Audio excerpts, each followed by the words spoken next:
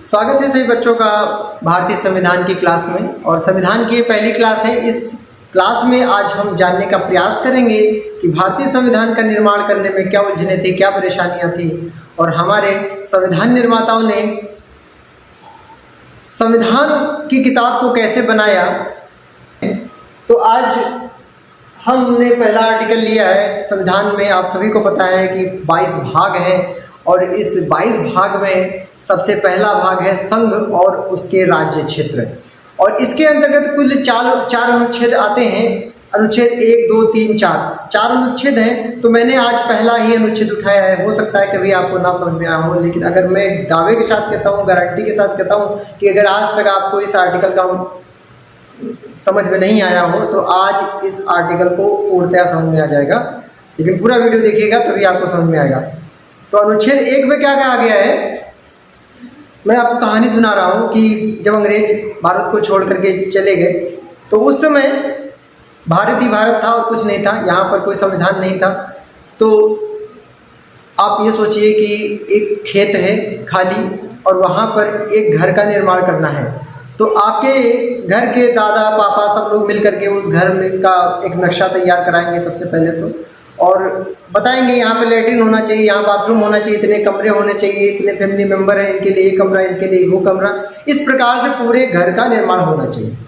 तो संविधान में बिल्कुल ऐसी बातें थी कि भारत एक खेत था और इस खेत में नए नए कमरों का डिजाइन करना था, नए नए राज्यों को बनाना था।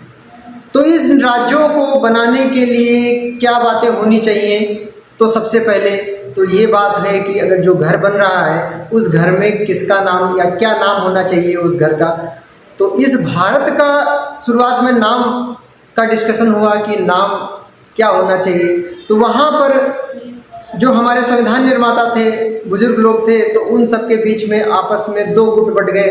किसी ने कहा इंडिया होना चाहिए, दूसरा गुट कह रहा है नहीं भारत होना चाहिए। इंडिया क्यों होना चाहिए? क्योंकि भारत प्रेजेंट में हमारा विश्व लेवल पर अंग्रेज इंडिया बना करके गए हैं। अगर हम इंडिया रखेंगे तो विश्व लेवल पे सब लोग हमको जानेंगे कि हाँ यही वो इंडिया है जहाँ पर यूरोपियों ने, पुर्तगालियों ने राज्य किया था और यही वो इंडिया है। लेकिन कुछ लोग इस पक्ष में नहीं थे।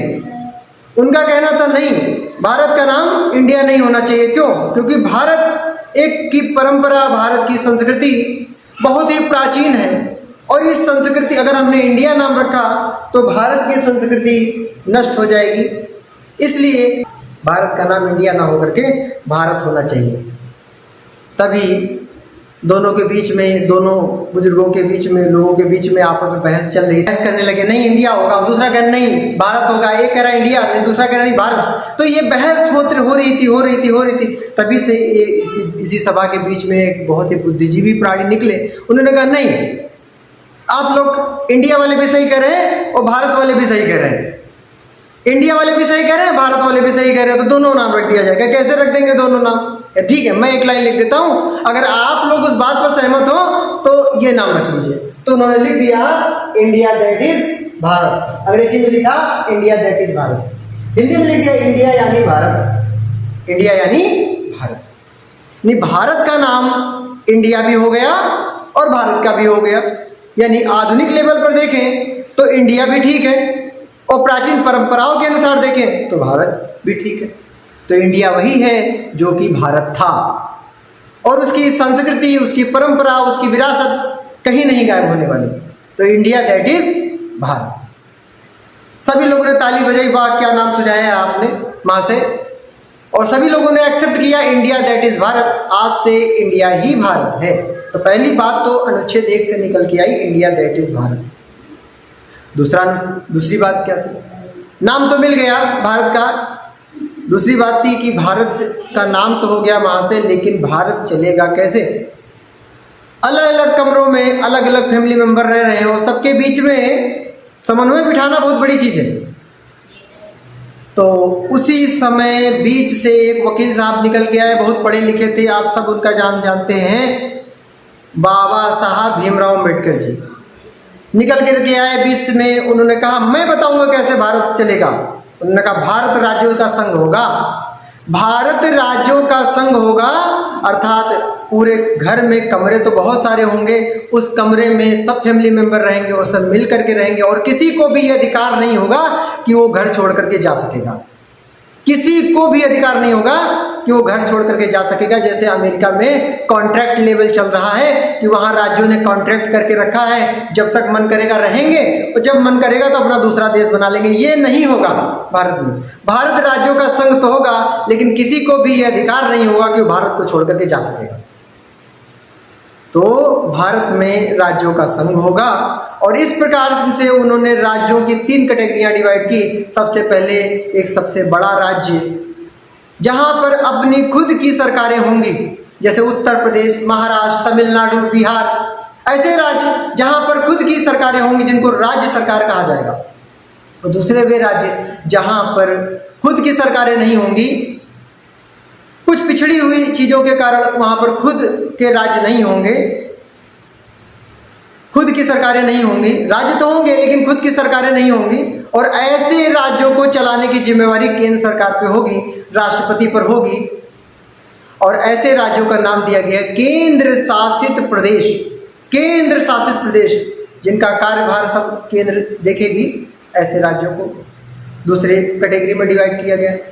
फिर वहीं से बीच से एक और बुद्धिजीवी निकले, महाशय आपने बात तो सही कह दी, लेकिन अगर कभी भविष्य में ऐसा हुआ कि कोई नया राज्य, कोई नया क्षेत्र हमारे इंडिया में शामिल होने को आया, तो हम क्या करेंगे? ये बात भी बड़ी बात कही बाबा साहब ने। कहा इसके बारे में मैंने सोच रखा हुआ है। बोले क्या आपने सोच रखा हुआ है? क्या आपने सोच के रखा है? बोले कि हम उस राज्य क्षेत्र को भी भारत में राज्य बना लेंगे, अगर वो चाहेगा अपनी मर्जी से। हम उस पर कोई जोर दबाव नहीं डालेंगे कि वो हमारे राज्य में शामिल हो।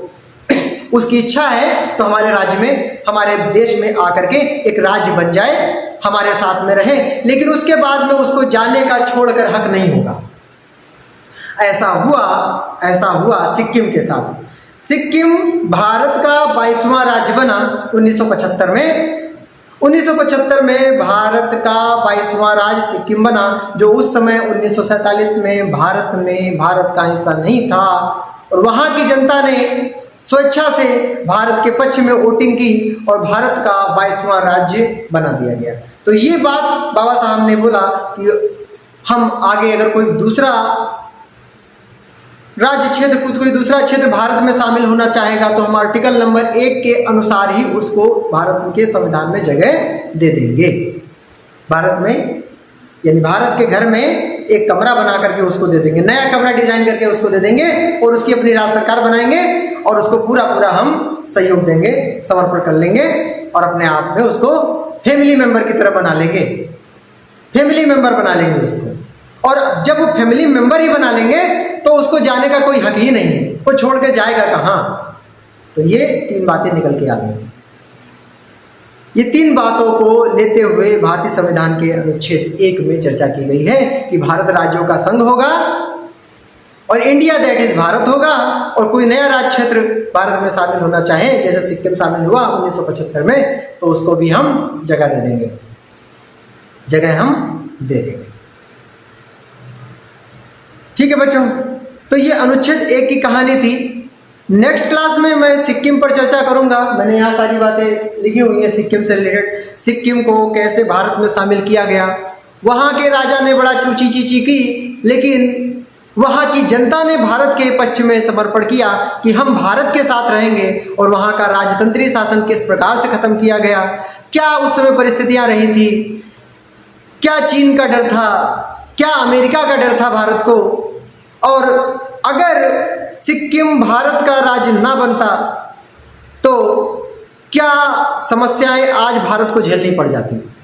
इन सब की चर्चा हम नेक्स्ट क्लास में करेंगे, और हम बताएंगे कि चिकन हॉर्न क्या है, चिकन हॉर्न क्या है, चिकन हॉर्न क्या है, चिकन की मुंडी, मुर्गे की मुंडी। हम आप देखोगे तो पूरा भारत का नक्शा, तो नॉर्थ ईस्ट वाला एरिया जो ऊपर देखोगे तो मुर्गे की गले की तरह दिखता है।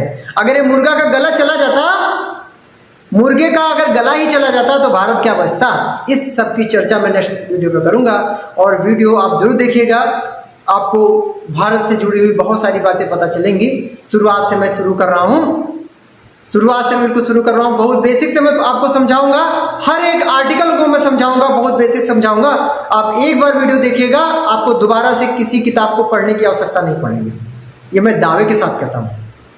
ठीक है बच्चों, वीडियो को देखिए, लाइक कीजिए, अपने दोस्तों को शेयर कीजिए, सब्सक्राइब कीजिए और मेरा मोटिवेशन कीजिए। अगर कोई कमी रह जा रही है तो उसको भी बताइए, मैं उसको दूर करने का प्रयास करूँगा। ओके, थैंक यू, बहुत बहुत धन्यवाद आप सबका वीडियो देखने के लिए।